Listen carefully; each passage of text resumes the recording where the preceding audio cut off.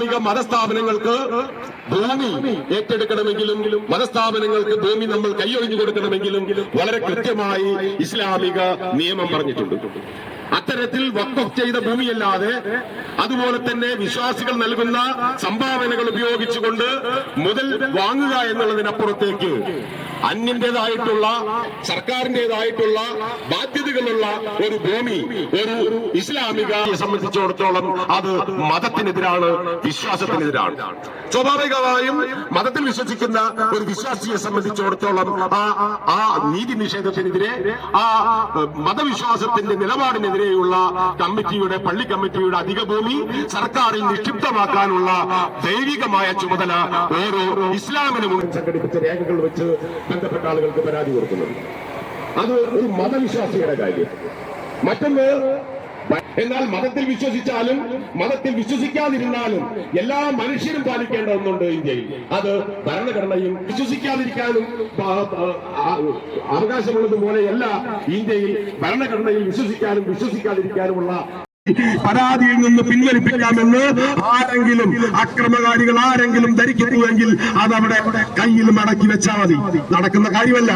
ദേശീയ വിവരാവകാശ കൂട്ടായ്മ ഇതുവരെ ഈ വിഷയത്തിൽ ഇടപെട്ടിട്ടില്ല.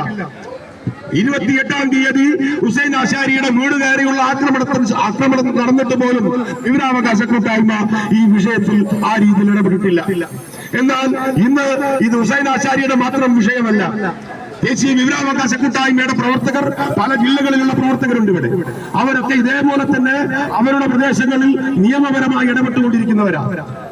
എന്നാൽ ഇവിടുത്തെ പ്രശ്നം ഹുസൈൻ ആശാരിയുടെ മാത്രം പ്രശ്നമല്ല. ദേശീയ വിവരാവകാശ കൂട്ടായ്മ ഹുസൈൻ ആശാരിക്ക് മുന്നിലും പിന്നിലും ഉണ്ടാകും. നിങ്ങളുടെ ഭീഷണിപ്പെടുത്തലിനും ആക്രമത്തിനും ഹുസൈൻ ആശാരി മാത്രമല്ല, ഞങ്ങൾ എല്ലാവരും ഉണ്ട് എന്ന് നിങ്ങൾ മനസ്സിലാക്കണം.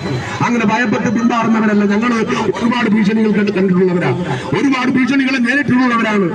രാജ്യത്ത് അഴിമതി രഹിതമായ ഒരു സംവിധാനം, ഭരണ സംവിധാനം ഉണ്ടാവണമെന്നും എല്ലാവർക്കും നീതി കിട്ടണമെന്നും ആവശ്യത്തിൽ വിവരാവകാശ പ്രവർത്തനം നടത്തി നിരവധി രക്തസാക്ഷികളുള്ള ഒരു നാടാണ് ഇന്ത്യ എന്ന് പറയുന്ന രാജ്യം. ആ വിവരാവകാശ നിയമം പോലുള്ള ഒരു മഹത്തായ നിയമം എഴുതി തയ്യാറാക്കിയ അരുണ റോയ് നേതൃത്വം നൽകുന്ന ഒരു സംഘടനയാണ് ദേശീയ വിവരാവകാശ കൂട്ടായ്മ. ആ കൂട്ടായ്മയുടെ മുൻകൈയിൽ ഹുസൈൻ ആശാരിക്ക് നീതി കിട്ടുന്നത് വരെയുള്ള നിയമ പോരാട്ടങ്ങൾ നടക്കും. ആരൊക്കെ കൂട്ടുനിന്നിട്ടുണ്ടോ അവരെല്ലാം നിയമപരമായി മറുപടി പറയേണ്ടി വരും. ഇതിൽ ഗൂഢാലോചന നടത്തിയ കൊളത്തൂർ പോലീസ്, അതുപോലെ തന്നെ റവന്യൂ ഉദ്യോഗസ്ഥർ, ഇവരെല്ലാം തന്നെ കോടതികളിൽ ഇതിന് മറുപടി പറയേണ്ടി വരും. അതിനുള്ള തുടർ പ്രവർത്തനങ്ങൾക്ക് ഈ നാട്ടിലെ എല്ലാ മതവിശ്വാസികളെയും ഞങ്ങളോടൊപ്പം ക്ഷണിക്കുകയാണ്. കാരണം ഇതൊരു മതവിശ്വാസിയുടെ മതബോധ്യത്തിന്റെ പ്രശ്നമാണ്, ഒരു ഭരണഘടനാ വിശ്വാസിയുടെ ഭരണഘടനാ ബോധ്യത്തിന്റെ പ്രശ്നമാണ്, ഹുസൈൻ ആശാരിയുടെ മാത്രം പ്രശ്നമല്ല.